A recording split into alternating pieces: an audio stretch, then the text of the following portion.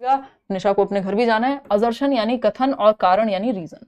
Assertion क्या है? During adolescence the pressure to conform to gender expectations and follow conventions of femininity और masculinity increases. किशोरावस्था के दौरान जेंडर अपेक्षाओं के अनुरूप स्त्रीत्व या पुरुषत्व की परंपराओं का पालन करने के लिए दबाव बढ़ जाता है। यानी जैसे आप टीन एज में आते हैं तो मेल और फीमेल आपके घर वाले कहने लगते हैं अरे भाई अब बड़े हो गए हो, तुम ऐसे चला करो, तुम लड़की हो तो ऐसे रहा करो, लड़के हो तो फलाना ढिमकाना, 4 तरह की बातें। समाज का प्रेशर बढ़ जाता है जैसे ही आप टीन एज में आते हैं, प्यूबर्टी हिट करती है कि लड़की हो तो ऐसे पहनो, ऐसे रहो, बड़े हो गए हो, बड़ी हो गई हो, वॉटेवर। ये बात सच है कि फेमिनिटी और मस्क्यूलिनिटी, लड़कियों को बाहर खेलने नहीं दिया जाता, बहुत सारी चीजें होने लगती हैं। जब बच्चे हो तो बच्चे की तरह चल जाता है काम।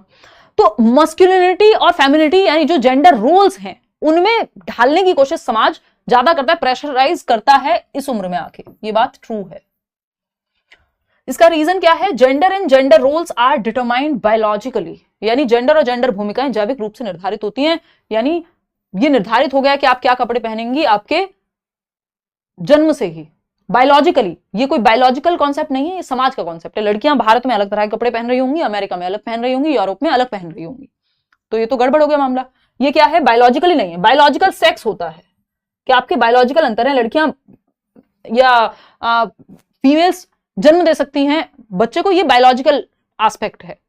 झाड़ू कोई भी लगा सकता है, ये कैसा एस्पेक्ट है? वो सोशल रोल है, जेंडर रोल है, समाज ने बनाया है। तो जेंडर सोशल कंस्ट्रक्ट है, सामाजिक संरचना है, समाज के द्वारा बनाई गई है। 1 नंबर का कॉन्सेप्ट है आपके सिलेबस में, डिस्कस करेंगे।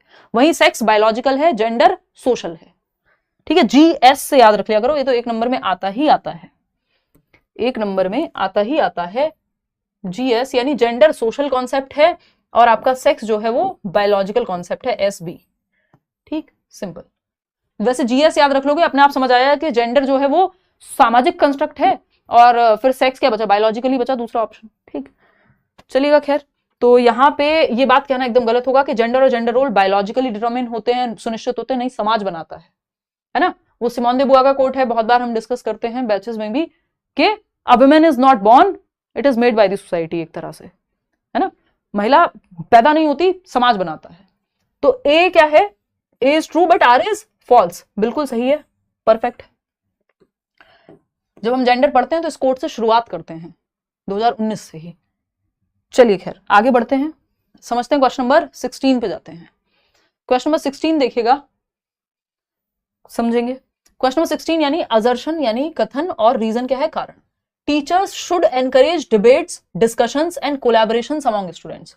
शिक्षकों को विद्यार्थियों के बीच बहस, चर्चा और सहयोग को प्रोत्साहित करना चाहिए। हाँ, डिबेट, डिस्कशन। कुछ लोग डिबेट में क्या होता है, एक पार्टी प्रो में होती है किसी चीज के, दूसरी जो है कॉन में होगी, या पॉजिटिव और नेगेटिव दोनों ही एस्पेक्ट लेकर के चलते हैं। ट्रू, बच्चों को आप ग्रुप में एक्टिविटी कराइए, बच्चा एक्टिव है।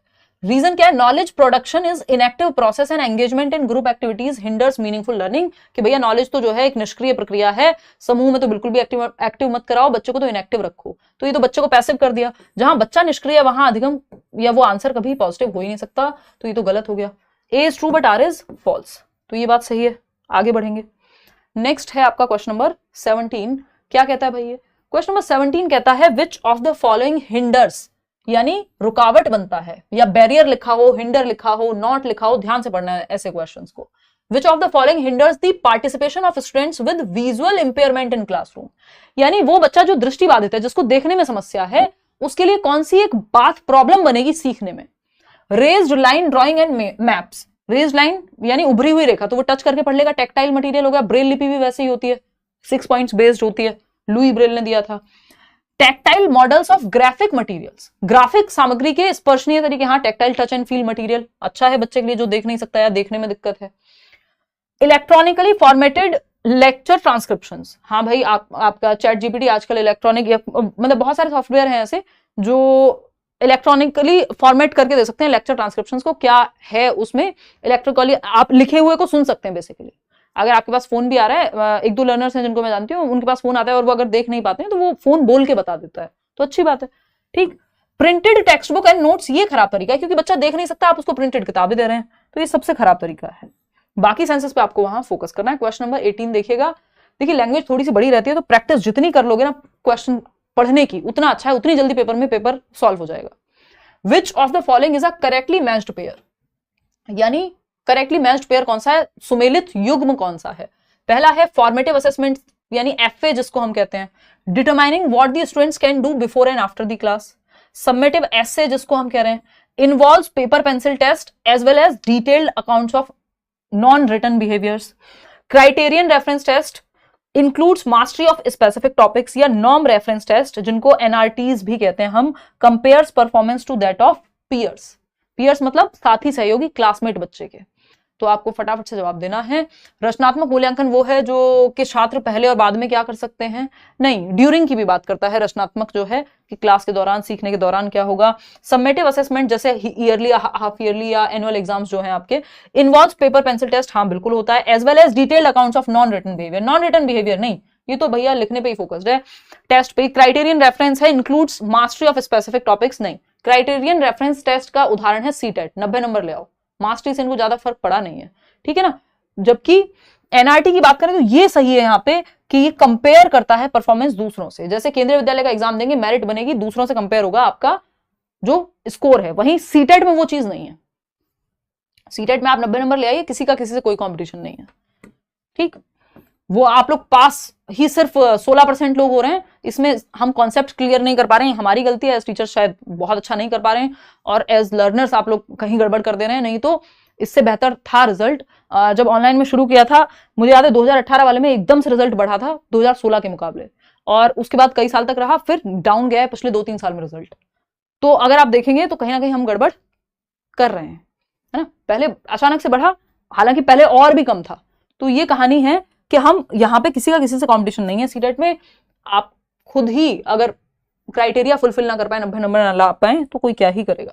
क्वेश्चन नंबर 19 देखिएगा, सुनीता 12 ईयर ओल्ड गर्ल, 12 साल की बच्ची है Sunita, shows exceptional musical ability, बहुत ही अच्छी संगीतीय क्षमता है, बहुत अच्छा गाना गाती हैं या कंपोज करती हैं, whatever.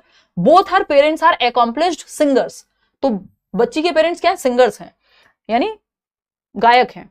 And they send her for classes for voice training after school, voice training के लिए क्लासेस भी अटेंड करती है सुनीता। ये क्वेश्चन जमानों से आता रहा है कि एक बच्ची है जिसके दोनों पेरेंट्स जो हैं स्पोर्ट्स पर्सन हैं, वो भी अच्छा कर रही है, उसको वो कोचिंग के लिए भी भेजते हैं। तो भैया हेरिडिटी और एनवायरमेंट दोनों का रोल है। हेरिडिटी से क्षमता मिली है कि वो अच्छा गा सकती है माँ बाप से, और दूसरा एनवायरमेंट में उसको ट्रेनिंग भी दे रहे हैं हम प्रॉपर, तो हेरिडिटी एंड एनवायरमेंट की वजह से हो पा रहा है, सिंपल बात है। जेंडर आइडेंटिटी और ये सब तो कुछ है नहीं कि जेनेटिक मेकअप और जेंडर आइडेंटिटी है, लड़कियां अच्छा गाती हैं, ये सब तो बेकार की बातें हैं, ठीक। First option is the right answer. आगे बढ़ेंगे, क्वेश्चन नंबर 20 देखिएगा। क्वेश्चन विक्की फटाफट से बताओ क्वेश्चन नंबर 20 का जवाब। ये अभी 10 सवाल और हैं हमारे, फिर आउट ऑफ 30 कितने ठीक कर पा रहे हो, समझ में कितने आ पा रहे हैं, वो ज्यादा जरूरी है। इससे अभी शुरुआत में नंबर से ज्यादा ये जरूरी है कि आप ठीक में दिमाग में जा कैसे पा रहे हैं, कॉन्सेप्ट कितने क्लियर हुए। एक क्वेश्चन में पता नहीं हम कितने कॉन्सेप्ट समझेंगे, है ना। फटाफट से बताइए। टाइम यही रहेगा 9 बजे का। कल भी हम मिल रहे हैं, सैटरडे वैसे ऑफ रहता है, बट ये वाला सैटरडे वर्किंग रखेंगे। बहुत दिनों से क्लास शुरू नहीं हो पा रही थी कॉन्टिन्यूस, अब कॉन्टिन्यूस कर देंगे यूट्यूब पे। चलिए निशा दीदी को दिखा दीजिए, ये शादी के वीडियो में देख लीजिए, इनको ऐसे नाइट सूट में दिखना पसंद नहीं कर रही हैं। क्वेश्चन नंबर 20 देखिएगा, विच मेथड, मतलब इनकी शादी के नहीं, वो दीदी की शादी का जो व्लॉग है दूसरे चैनल पे हिमांशु सिंह पे, उसमें वैसे किसी ने तो पूछा था कि हो कौन। अगली बार से ये जब भी व्लॉग में आएंगे इनको कहेंगे एक नाम की प्लेट लगा लें ऐसे सामने, उसमें लिखा हो निशा शर्मा। आगे आते हैं, क्वेश्चन नंबर 20 पे चलते हैं। Which method did Lawrence Kohlberg use to study moral development of children, Lawrence Kohlberg ने बच्चों के नैतिक विकास का अध्ययन करने के लिए किस विधि का प्रयोग किया है। लॉरेंस कोहलबर्ग का मॉरल डेवलपमेंट की थियरी है ना, 3 लेवल हैं, 6 स्टेजेस हैं, याद होगा आपको। फर्स्ट है conducting observations of children during play, खेल के दौरान बच्चों का अवलोकन करना, बच्चों को ऑब्जर्व करना, तो खेल का मेथड थोड़ी है। एक्सपेरिमेंटल विधि, क्वांटिटेटिव रिसर्च अप्रोच अपनाई है, या फिर posing moral dilemmas to children and analysing responses. Simple जवाब है। ये क्वेश्चन भी अलग अलग तरीके से पता नहीं कितनी बार पूछा जा चुका है। प्रीवियस ईयर जितने रिपीट होते हैं सीटेट में, दुनिया के किसी एग्जाम में शायद ही होते होंगे, है ना। और यही कहानी है कि आपकी जो इंग्लिश वाली बुक है मैंने प्रॉपर प्रीवियस ईयर दिए हुए हैं। ये नहीं किया कि प्रीवियस ईयर का नाम हटा दिया और फिर कहा देखो जी सारे क्वेश्चन मेरी बुक से आ रहे हैं, ये नहीं। बहुत सारी बुक्स ऐसी मिल जाएंगी आपको मार्केट में, प्रीवियस ईयर के बहुत सारे क्वेश्चन रिपीट होते हैं, है ना। तो बस हल्का सा ही लैंग्वेज में ट्वीक करेंगे, कोई ज्यादा नहीं। तो सीटेट में सबसे ज्यादा होती है ये चीज। तो अगर हम देखें कोहलबर्ग ने क्या किया, दुविधाएं पेश की बच्चों के सामने और उनको एनालाइज करने को कहा, बच्चे के रिस्पॉन्सेस की समालोचना की, उनका एनालिसिस किया, उनको डिटेल में विश्लेषण करके समझा। और एक क्वेश्चन ये भी आता है कि बच्चों में मॉरल डेवलपमेंट कैसे कर सकते हैं, नैतिक विकास, नैतिकता क्या है, सही और गलत क्या है, इसका विकास तो चर्चाओं के द्वारा किया जा सकता है, डिस्कशन के द्वारा किया जा सकता है, बच्चों में गलत और सही का विकास। तो मॉरल डिलेमा यानी दुविधा पेश की कि ये करें कि ये करें। जैसे अभी प्रयागराज जाना था तो मेरे सामने भी दुविधा थी, उस पर चर्चा कभी और करेंगे, लंबी चर्चा होगी, ठीक। तो उसमें फिर तर्क लगा, डिस्कशन हुआ, चीजें हुई। फिर क्वेश्चन नंबर 21 देखिएगा, क्वेश्चन नंबर 21 देखिएगा, असर्शन और रीजनिंग की बात करते हैं। एक और क्वेश्चन आपके सामने, schools should function with in frameworks which assess the finished product and learning outcomes. यानी स्कूलों को उस ढांचे के भीतर कार्य करना चाहिए जो तैयार उत्पाद और सीखने के परिणामों का आकलन करते हैं। यानी प्रोडक्ट पे नंबर कितने आए, आउटकम मतलब कितना आपने अचीव किया, तो ये एकदम खराब ढांचा है। रीजन क्या है, learning is tightly sequential and hierarchical, बिल्कुल नहीं है कि पदानुक्रम में ही होगी, है ना, कॉम्प्लेक्स होती है, ग्रेजुअल होती है लर्निंग, धीमे धीमे होती है। तो ये दोनों ही बातें एकदम गलत हैं। Second option is the right answer. ये इतने सारे दिल कौन भेज रहा है भाई, है, थैंक्स मैम, मारिया कह रहे हैं, थैंक यू मारिया। चलिए, ए और आर दोनों ही फॉल्स हैं, गलत हैं, second option is the right answer. आगे बढ़ेंगे क्वेश्चन नंबर 22 पे 22वां सवाल आपसे पूछता है ऑटिज्म के बारे में। एक लर्निंग डिसेबिलिटी पे क्वेश्चन आता ही है, चाहे वो डिसलेक्सिया हो, डिस्ग्राफिया हो, ऑटिज्म हो, एडीएचडी हो। Which of the following statement is correct about autism? निम्नलिखित में से कौन सा कथन स्वालीनता के संदर्भ में सही है? क्या वो माय नेम इज खान में शाहरुख खान को कह सकते हैं ऑटिस्टिक? ऑटिस्टिक ही थे शायद वो। तो अगर हम बात करें, autism is caused solely by environmental factors, कि वातावरणीय कारकों से होते हैं, तो सिर्फ वातावरणीय कारकों से ना डिसलेक्सिया हो सकता है, ना ऑटिज्म हो सकता है, ना एडीएचडी। वातावरण बढ़ावा दे सकता है, बट ये न्यूरो डेवलपमेंटल डिसऑर्डर्स हैं। यानी आपको जन्म के शुरुआती सालों में, चाइल्डहुड तक पता लग जाएगा कि बच्चों को दिक्कत है। कई बार सेंट्रल नर्वस सिस्टम और मतलब ब्रेन की वायरिंग उस तरह की है बच्चे की कि न्यूरो डेवलपमेंटल डिसऑर्डर्स हो सकते हैं, चाहे वो ऑटिज्म हो, डिसलेक्सिया हो। Autism can be cured and improves with age, ये ऐसा नहीं है कि क्योर कर सकते हैं, मतलब पूरी तरह से ठीक कर देंगे, वो तो डिसलेक्सिया भी नहीं होता। ये न्यूरो डेवलपमेंटल डिसऑर्डर्स को आप एकदम ठीक नहीं कर सकते कि दवाई दे दी और अब ठीक हो गया, बुखार थोड़ी है। थर्ड है, इनको डील किया जा सकता है, इनको कोप किया जा सकता है। All autistic people have at least one exceptional skill, यानी हर एक ऑटिस्टिक व्यक्ति की कम से कम एक खास चीज होती है, ये जरूरी नहीं है। जनरली होता है कि किसी ना किसी चीज में, ऑटिस्टिक बच्चों की मेमोरी बहुत अच्छी होती है ना, वो सब चीजें, लेकिन जरूरी नहीं है कि यहाँ पे ऐसा हो ही। Autism is a neuro developmental disorder, ये बात एकदम सही है। स्वालीनता एक तंत्रिकीय विकासात्मक विकार है। ऑटिस्टिक बच्चा बेसिकली चीजों को बहुत बार रिपीट करता है, ज्यादा उसको कम्युनिकेशन में दिक्कत होती है, अपनी बात को ठीक से नहीं कह पाता। आपने देखा होगा माय नेम इज खान में भी वो ज्यादा आई कॉन्टेक्ट भी नहीं करता। एनवायरमेंट में अगर बहुत ज्यादा चेंज है तो भी दिक्कत होती है ऑटिस्टिक बच्चे को। आगे बढ़ते हैं, क्वेश्चन नंबर 23 देखिएगा और समझिएगा क्या कहता है question number 23। Which learning strategy involves children teaching others what they have learned? किस अधिगम की रणनीति में बच्चों द्वारा दूसरों को सिखाना शामिल है? कि बच्चों को जो आता है खुद वो दूसरों को सिखा रहे हैं। जैसे आपको कोई टॉपिक आता है, आप अपने दोस्त को सिखा रहे हैं या अपनी सहेली के साथ चर्चा कर रहे हैं, ठीक, कि भाई ये ऐसे नहीं, ऐसे है, ऐसे ऐसे ऐसे, ये थियरी मुझे पता है। ये क्या कहलाएगा? Expository teaching. एक्सपोजिटरी तो होता है व्याख्यात्मक, कि टीचर आपके दिमाग में भर रहा हो, ये एकदम नेगेटिव है, ये जहां दिख जाए नेगेटिव ही है। ये रेसिप्रोकल टीचिंग यानी पारस्परिक शिक्षण, आप किसी से सीख रहे हैं, कोई आपसे सीख रहा है, परस्पर वहां पे चर्चा चल रही है, ये बात सही है। कंडीशनड लर्निंग नेगेटिव है, कंडीशनिंग से भी बचना है। रोट लर्निंग तो है ही नहीं, तो बच्चा एक्टिव है, और इसकी बात आपके वाइगॉस्की भी करते हैं कि आप बच्चे से, बच्चा आपसे परस्पर रूप से एक दूसरे को प्रभावित करते हैं हम। क्वेश्चन नंबर 24 देखिएगा क्या कहता है भाई, ये सेंसिटिव, और इसको पीयर ट्यूटरिंग भी कह सकते हैं कि पीयर्स दो आपस में सिखा रहे हैं एक दूसरे को। अगर रेसिप्रोकल नहीं होता ऑप्शन में तो पीयर ट्यूटरिंग लिखा होता, सहपाठी शिक्षण कह देते इसको हम, ठीक है जी। तो कई सारे टर्म्स जो जरूरी हैं वो हम साथ साथ डिस्कस करते ही चलेंगे। क्वेश्चन नंबर 24 देखिएगा, sensitive periods are those time periods during which certain dash are especially important for course of normal development. यानी संवेदनशील अवधि वह समय अवधि होती है जिसके दौरान कुछ डैश विशेष रूप से सामान्य विकास के लिए महत्वपूर्ण होता है। संवेदनशील अवधि यानी वो टाइम पीरियड जहां तेजी से बच्चा सीख सकता है, कुछ सेंसिटिव है, अगर सही माहौल मिल जाए तो बहुत अच्छा। जैसे लैंग्वेज के लिए सेंसिटिव पीरियड क्या है, 2 से 6 वर्ष, है ना। सामाजिकरण के लिए भी वो बहुत महत्वपूर्ण है।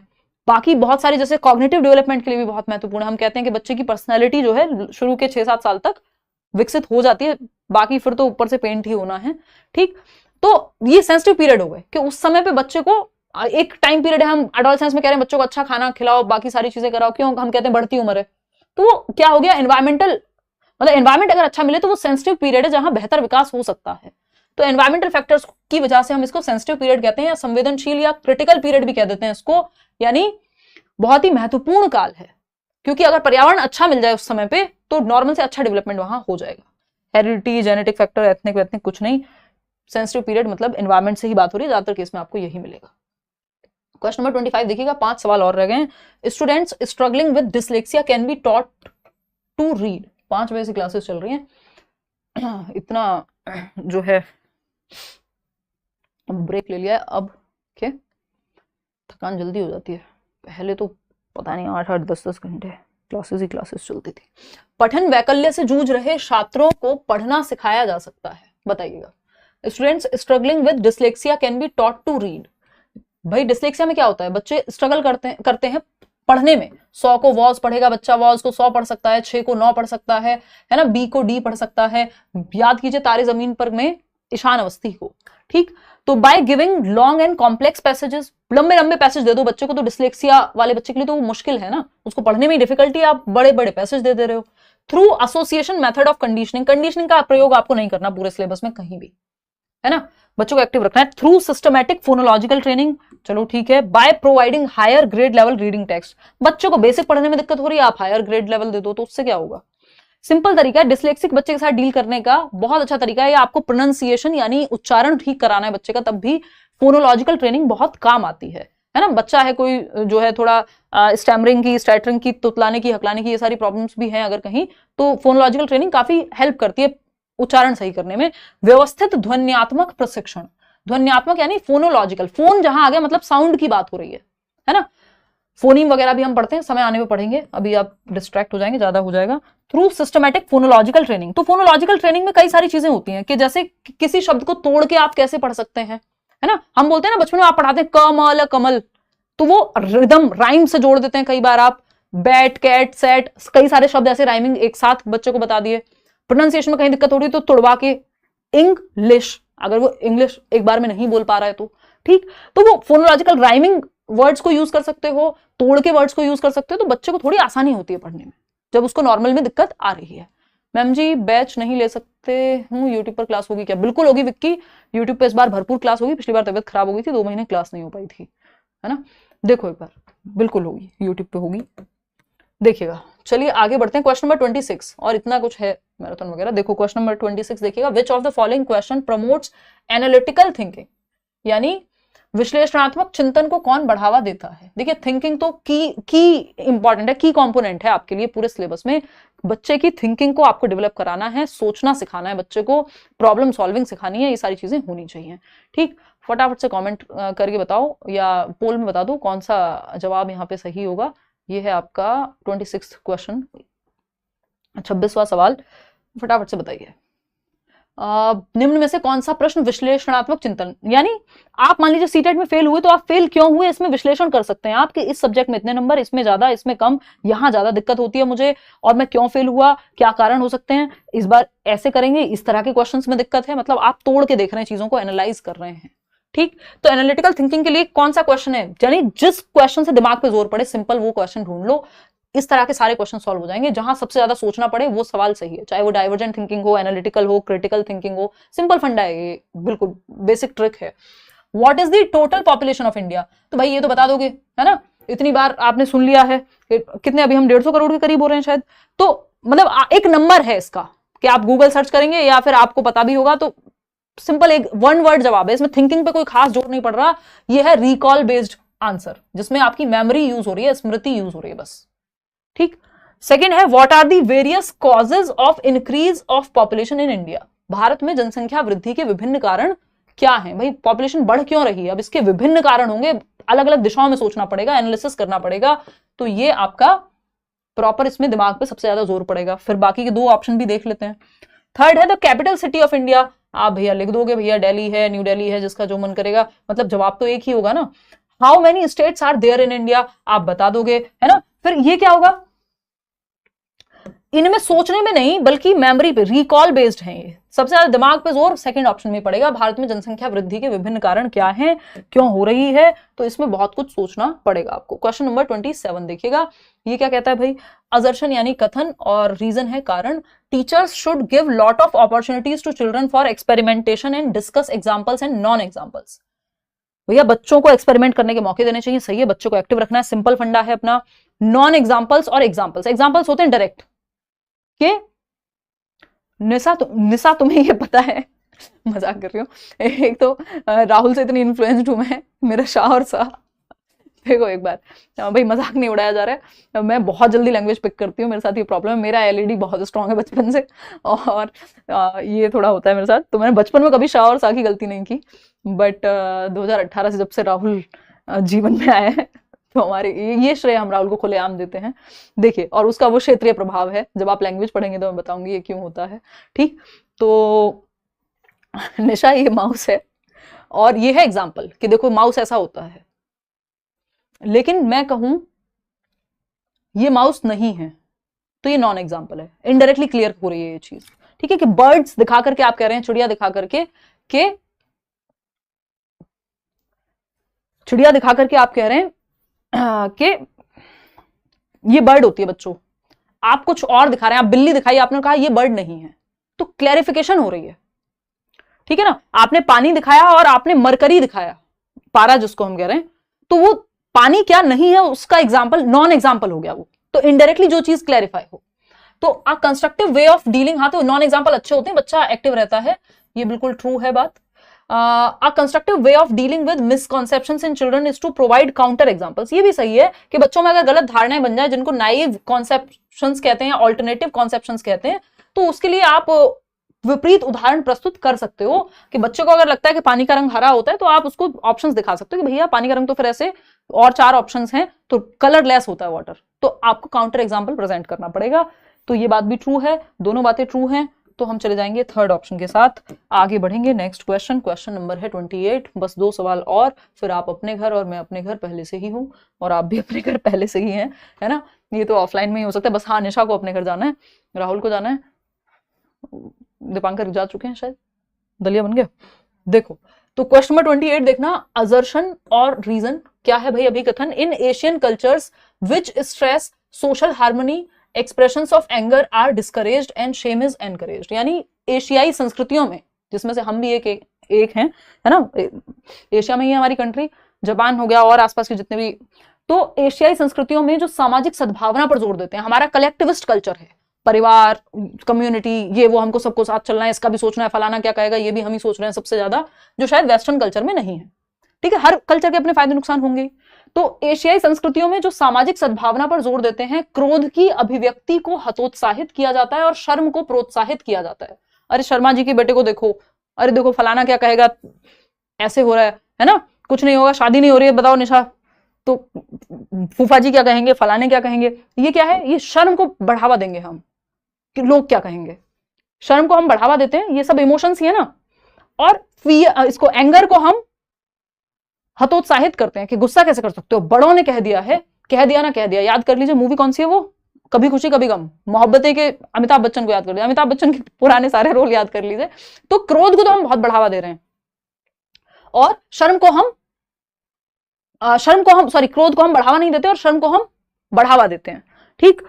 कि अगर गलत बात है तब भी आप कई बार नहीं बोलते हो, तो ये बात सही है, ट्रू है, एशियाई कल्चर में ये होगा। रीजन क्या है, emotions are subjective and do not play any role in learning.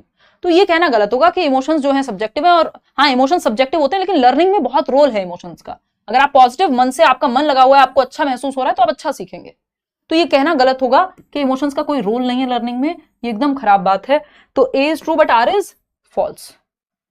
चलिए आगे बढ़ेंगे, क्वेश्चन नंबर 29 क्या कहता है ये, क्वेश्चन नंबर 29।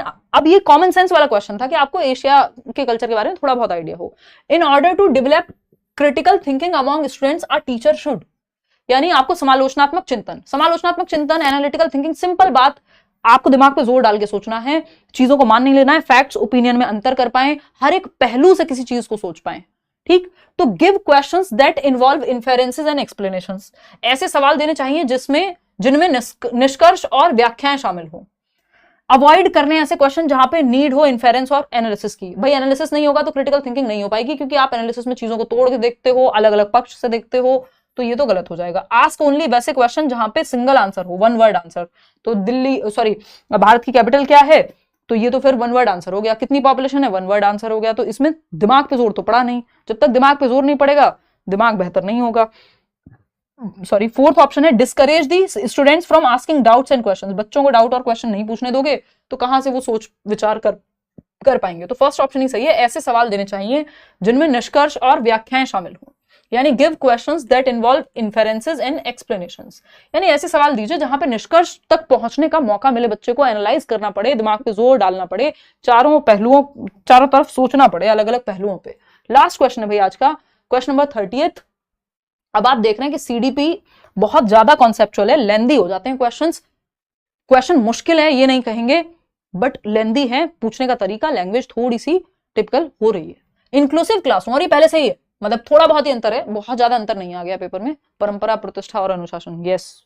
आज मैं कोई रील भी देख रही थी, उसमें दिया हुआ था कि पहले के टाइम पे अमिताभ बच्चन की एक पिक्चर लगा के परंपरा, प्रतिष्ठा, अनुशासन, फिर विराट कोहली का दिया हुआ था शायद कुछ तो काइंडनेस, शिवेलरी और कुछ तो था, और फिर रोहित शर्मा का लगाया हुआ था और वहां पे लिखा हुआ था ये वो तो मुझे याद रह गया किसी ने लिखा तो वो मतलब फनी था, देखेगा। तो इंक्लूसिव यानी समावेशी कक्षाएं are meant to offer differentiated instructions as per individual differences, यानी अलग अलग भिन्नताओं के अनुसार विभेदित निर्देश दिए जाते हैं। इंक्लूसिव एजुकेशन में इंडिविजुअल डिफरेंसेस का ध्यान रखते हुए डिफरेंशिएटेड इंस्ट्रक्शन को दिमाग में बिठा लीजिए, बहुत पॉजिटिव वर्ड है आपके लिए, बेहद पॉजिटिव टर्म है कि नीड के अकॉर्डिंग सिखाया जाए। Aim to remove all kind of differences. भैया अगर आप अंतर ही निपटा दोगे, बच्चों से अंतर ही खत्म कर दोगे, अभी जो हमने बात की वो अमिताभ बच्चन वाला, विराट कोहली वाला और रोहित शर्मा वाला, वो इंडिविजुअल डिफरेंसेस का उदाहरण है कि हर एक व्यक्ति अलग है। तो आपने अंतर ही हटा दिए अगर, तो सब एक जैसे हो जाएंगे, सब क्या हो जाएंगे फिर, सब हो जाएंगे आपके रोबोट्स हो जाएंगे। फिर वो चिट्टी वाली मूवी याद कर लीजिए, रोबो, ठीक है ना। इतनी बात क्लियर है, बात क्लियर है कि नहीं। कौन सी आईडी, आईडी एक यार, Himanshu Singh official. Recognise that every child will learn at the same rate and at the same time. Same rate पे क्यों सीखेंगे भैया, अलग अलग पेस पे सीखते हैं, कोई जल्दी सीखता है, कोई धीमे सीखता है। Is an educational programme offered to cater to the needs of special children. नहीं, इंक्लूसिव एजुकेशन सिर्फ स्पेशल बच्चों के लिए नहीं है, एजुकेशन फॉर ऑल, सभी के लिए शिक्षा की बात करता है इंक्लूसिव एजुकेशन, यानी हर एक बच्चा सीख पाए कक्षा में। सिंपल बात, आगे बढ़ेंगे, मतलब बात तो इसमें बहुत सारी हो जाएंगी, बट आज इतने पे ही